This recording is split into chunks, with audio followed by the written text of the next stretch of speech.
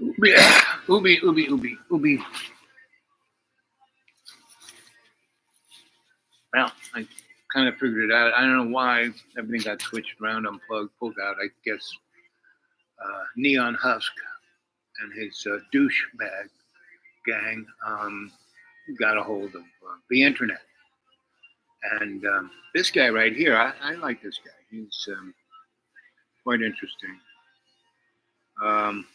The decline. Let's see, what's the name of this channel? More video. No, I'll just play this guy. It's a result of having approached the economy and having approached governance the way that they did from the beginning. America has run its course. That's just the way it is. You have to understand, you, in America, you've never been anything but coal for the fire, fuel for someone else's engine. You're firewood to keep the rich warm. Well, that's not sustainable, and it never was. That's why I keep telling you to stop listening and stop trying to debate what they say. Only look at what they do and what the predictable outcome is going to be of what they're doing. The rest is just smokescreen, literally. You know, you're like firefighters who think that your job is to fight the smoke, not the fire. So I say, what you need in America is a cultural revolution, because the system that you have was born from your culture, and then the system that you gave birth to used your culture to destroy and to subjugate you even further. You need a massive cultural reformation in that country. Because look, like I said, what are the main reasons behind why the economic demolition of the United States is happening and why it's necessary? You're volatile, you're emotional, you're uneducated, you're ignorant, you're self-indulgent, you're materialistic, you have no social cohesion, you have no sense of community, no sense of solidarity, your families are broken, you're not reproducing, you're racist, you're divided, you're polarized, you're delusional, you're uninformed, undisciplined, and scatterbrained. You drink, you smoke, you do drugs, you're on meds, you're atomized, you're lonely, you're aggressive, you're impatient, you're addicted to your devices, you're frivolous, childish, and foolish. Grown people doing dance trends on TikTok in their garage. Women filming themselves in the longest hallway that they can find in their tiny apartments to try to look like they're walking the catwalk. It's sad. You're living on credit, which means you're living in debt. You know, I mean, if you actually only had what you can afford to have, you'd be living in squalor. I said most of the people in this supposedly richest country on earth are actually living in third world conditions, but your diabolical credit cards let you keep up the appearance of abundance. You've got more bills piling up than you have dollars in your wallet. But you'll withdraw a wad of cash from the ATM on your Visa card just to post a picture on Instagram flashing your money. No, you need a cultural change in America. Now, you might feel insulted by everything I just said about you, but listen, the solution is implied in the problem. Because the solution is the opposite of the problem. You understand? If I say that you're down, don't get mad at me because I said that you're down. Understand that I'm telling you to get up. The solution is implied in the problem. The prescription is embedded in the diagnosis. You're uneducated? Okay, so learn, read, educate yourself. You're addicted to your device? Get off your device. Get off the internet. Stop drinking alcohol. Stop taking narcotics. Grow up. If you're frivolous and silly, well, get serious. And if you don't know how to be serious, then get around serious people and be silent. That way you'll learn. You're isolated and disconnected, well, interact, build community. Mend your relationships with your family. Be patient with your spouse. Be forgiving. Be understanding. Be generous, Be mature. Hold the relationships that you have dear, not easily dismissible. The solutions are implied in the problems. You're the victims of social engineering. That's a fact. And we can actually identify all of the ways that this has been done. And you need to just start doing the opposite of what they have done to you. Basically, I'm saying that you need to civilize.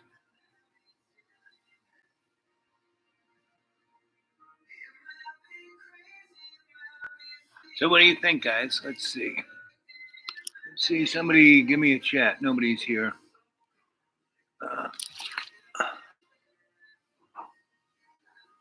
I'm here on Dreamy Dreamland. Maybe. Anyway.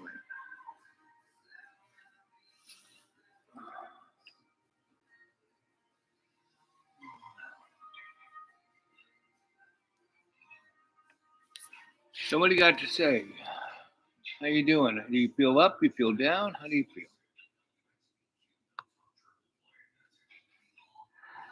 Oops.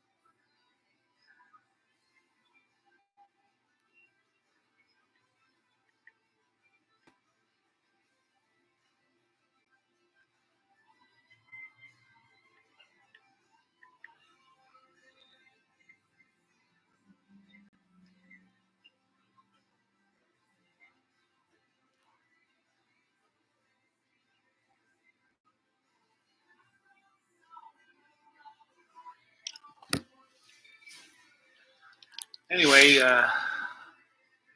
want to get a hold of me? Do it at PurdueToWake42 at Gmail. Really haven't been doing any live chats because A, nobody's there to chat with. B, that little bit that bald man said is pretty much right where it is. I've got more than 2,500 shows up there that really entertain, amaze, and amuse. And I don't see any changing. I just see a increasing of the speed of the downfall of. And see, the United States was never an empire. It was just a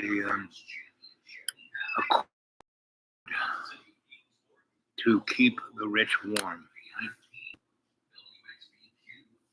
And the expansion, the investment is being done. I mean, if I was a young man, I would go to Africa, right? Because there is no future here. And this is an extremely toxic place. The other places haven't been toxic like we have. We've had 400 years of people throwing really nasty things in our water, and we are water. We are a water planet. Right? And the way we pollute water is mind freaking boggling.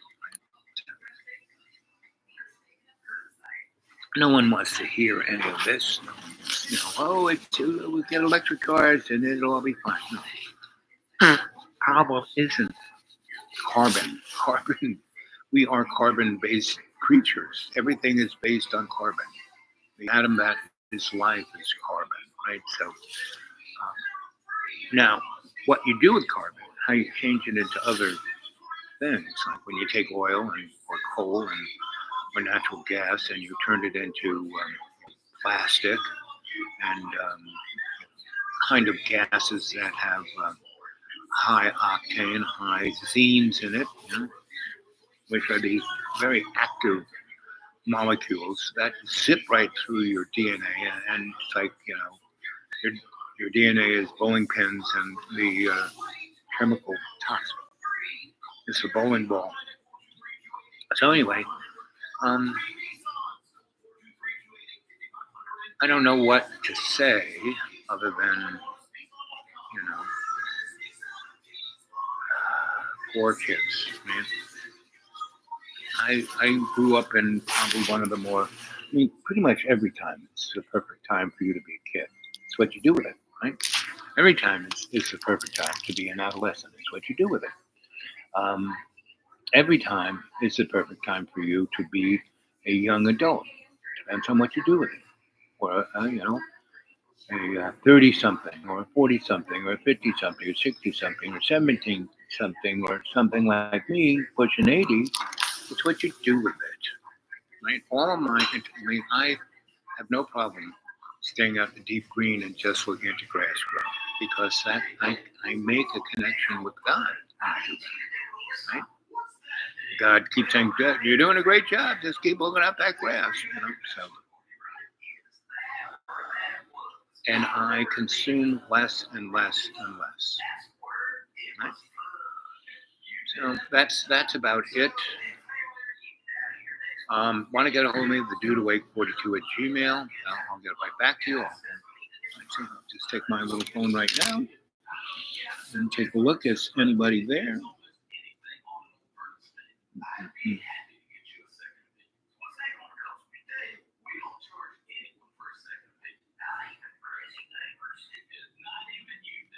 Not even you, Dave.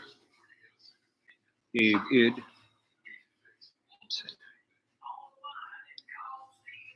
Yeah.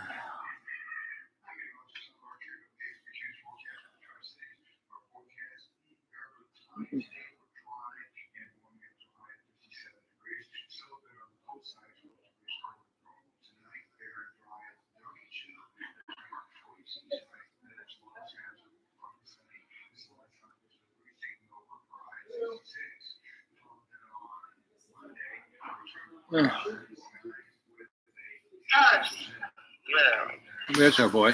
We have to talk about the tariffs. What Trump called Liberation Day. There were a few sort of controversies or scandals or announcement in that he used a graph showing what he said are the sanctions, or not the sanctions, the tariffs that American products face in other countries, and all of them were wrong. Like every single one of them was wrong, but it seemed to be that it was based on a. They sort of divided the trade deficit that America has with that country by the amount of imports or exports or something like that. So it was not exact science at all. Accurate representation. It wasn't accurate at all. The chart that he put up. But anyway, that's a different issue. There's the actual reality of what he's imposing, the tariffs that he's actually imposing. And a lot of people are doing all sorts of analysis about, for example, if you're pro-Trump, then you're saying, you're giving the rationale of how this will boost manufacturing in America, how it will bring manufacturing jobs back to America, and how it will force countries around the world.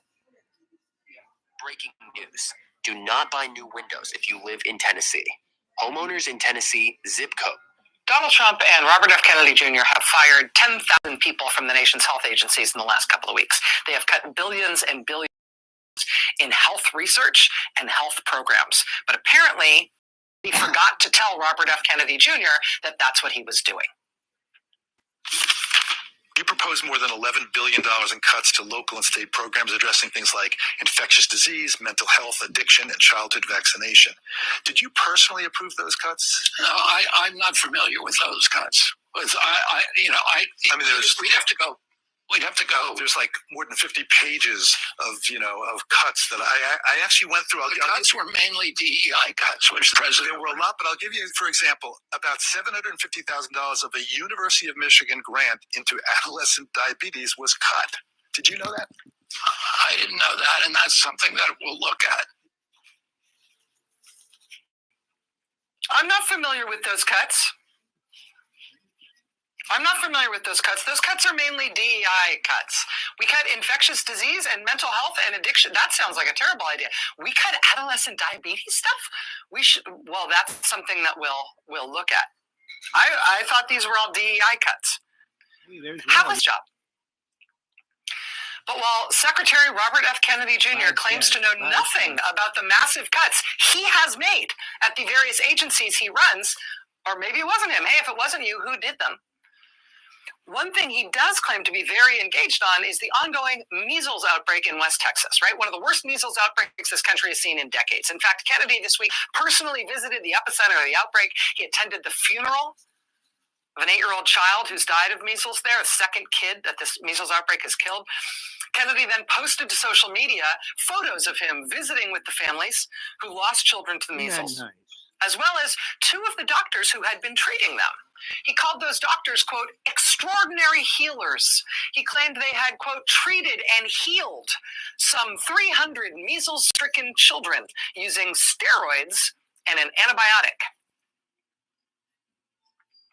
One of those doctors had touted the same steroid as a cure for COVID-19. He said he had realized the steroid's life-saving potential thanks to divine intervention. He discovered that this steroid was a cure for COVID-19. He said, quote, while I was asleep, an answer to prayer came to me. Well, he thinks it cures COVID-19. He now also thinks it cures measles. It's the same medication. I don't know if it was the same dream or whatever, but it's basically an asthma inhaler that he says cures COVID and cures measles. And not to state the obvious, but asthma inhalers do not cure COVID-19 or the measles. Dr. Paul Offit is director of the Vaccine Education Center at Children's Hospital of Philadelphia. He tells NBC News that, in fact, steroids should not be given early in the course of a viral infection like measles because steroids inhibit the immune system. Quote, that's not what you want to do. Your immune system works for you to fight measles. But I think that inhaled steroids from an asthma inhaler cure COVID and cure the measles. That's one of the 2 doctors our nation's health secretary is endorsing for his miracle working in this out-of-control measles outbreak. The other doctor he's endorsing is a sort of rising star in the anti-vaccine movement who says mass infection with measles. They didn't know from their position on shore in Yemen, moving freighter, just another target among dozens that had passed through those waters in recent weeks. But this time, it wasn't a cargo ship, it wasn't unarmed, and it wasn't alone. The blip on their radar was, in fact, a fully operational U.S. Navy guided missile destroyer. And by the time the Houthis realized what they were dealing with, it was already too late. It happened in early April 2025, during yet another wave of Houthi drone and missile strikes targeting maritime traffic in the Red Sea. The Houthis have been escalating their campaign for months, launching strike after strike in western Yemen. They've hit cargo vessels, oil tankers, and even tried to take shots at U.S. Navy warships. But on this day, they made a critical mistake. The ship they aimed at wasn't some defenseless transport. It was an Arleigh Burke-class destroyer, a ship built from the keel up to survive modern warfare, equipped with one of the most advanced combat systems ever installed on a warship. As soon as the radar screens on the destroyer lit up with multiple incoming drones, the crew went into action. Alarms sounded.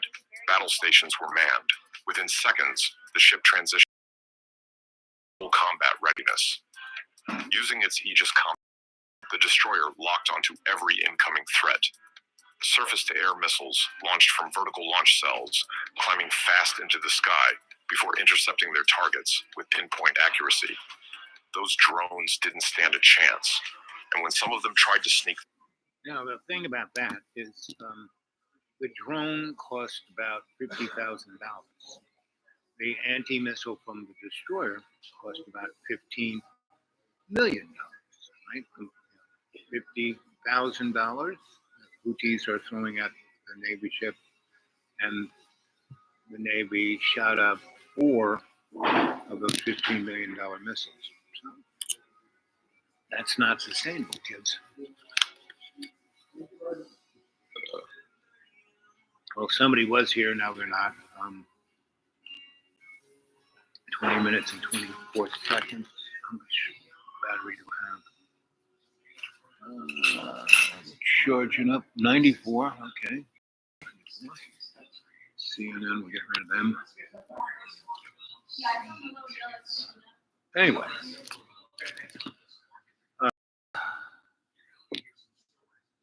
Again, get a hold of me at thedudeawake42@gmail. That's all I can say. Move on. Had my French fries. Paid my bill. Got my sunglasses.